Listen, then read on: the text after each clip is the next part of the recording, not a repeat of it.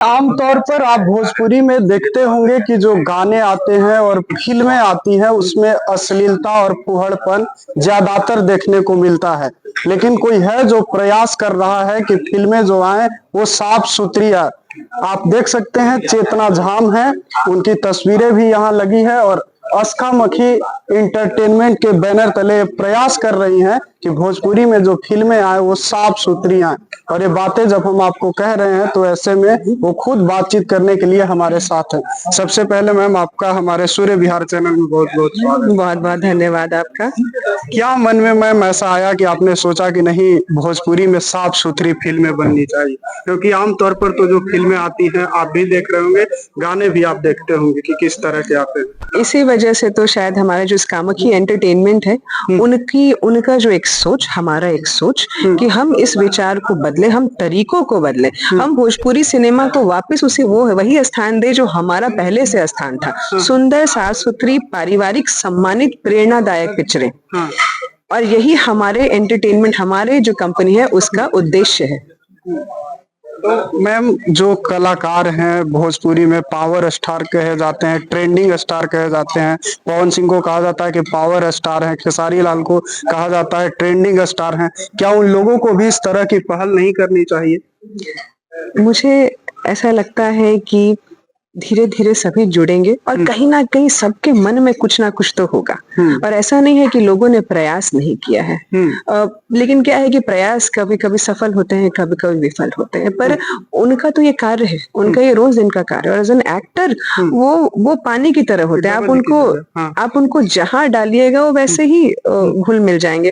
तो मुझे ऐसा लगता है कि भविष्य में हमारी एंटरटेनमेंट के साथ जब उनका एसोसिएशन होगा तो मुझे लगता है कि उनकी शक्तियां और हमारी शक्तियों का जब संबंध में आएगा तो बहुत ही सुंदर पिक्चरें बनेंगी। सरकार का कितना सपोर्ट मिल रहा है आप जिस लक्ष्य को लेकर निकली? आज आपने देखा कला संस्कृति के हमारे मोतीराज जी मंत्री और हमारे राजू सर जो पर्यटन मंत्री हैं वो बैठे हुए थे, तो उससे ही आपको पता चलेगा कि कहीं ना कहीं उनकी भी सोच, ये मतलब सोच जारी है। और इतना ही नहीं, उसको किसी भी तरीके से अंजाम देने के लिए वो हर तरीके से वो ऊर्जाएं आज इकट्ठा हुई हैं। तो ये आपको आज के प्रेस कॉन्फ्रेंस में देखने को मिला है। कितना भरोसा है मैम कि आपने जिस लक्ष्य की शुरुआत की है, जिस सिलसिले की शुरुआत की है वो पूरा होगा?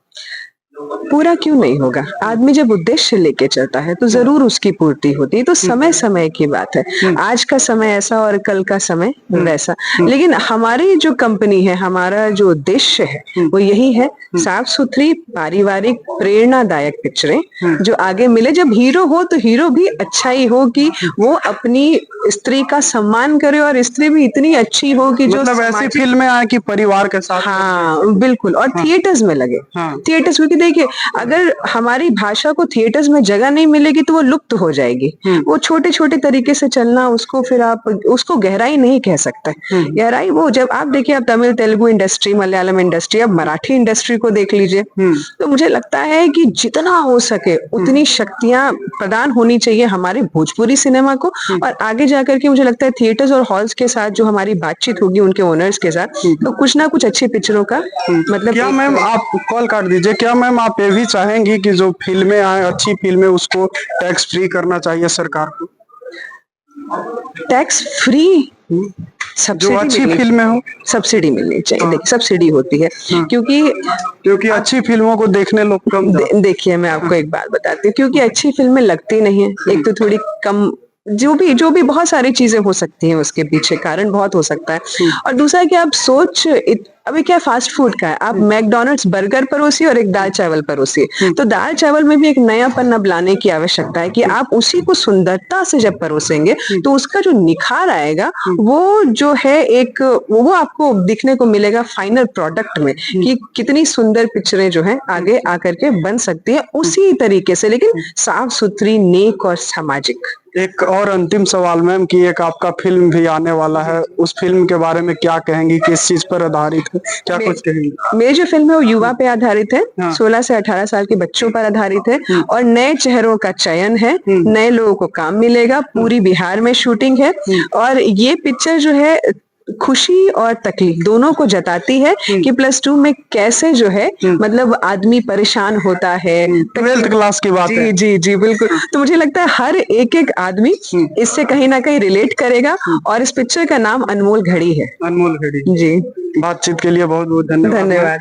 तो आपने सुना हमारे साथ वही श्वेता क्या चेतना झाम मैम थी, माफ कीजिएगा, जो ये प्रयास कर रही हैं कि भोजपुरी में जो फिल्में आए वो साफ सुथरी आए। तमाम बातों को आप उनकी सुन रहे थे, कौन सा फिल्म आने वाला है ये भी आपने सुना। अपनी भी प्रतिक्रिया बताइएगा।